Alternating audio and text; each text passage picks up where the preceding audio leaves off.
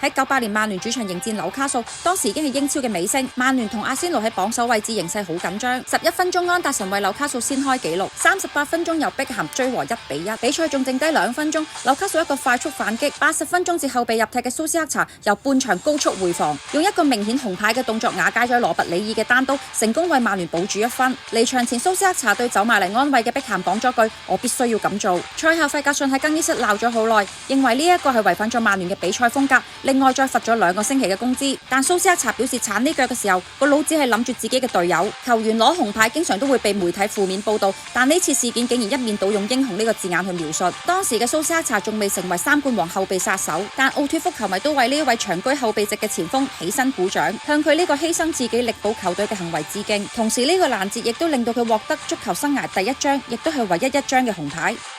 你哋俾嘅 like 係我堅持繼續做片嘅動力。條片落足心機做㗎，麻煩幫忙點讚同埋分享。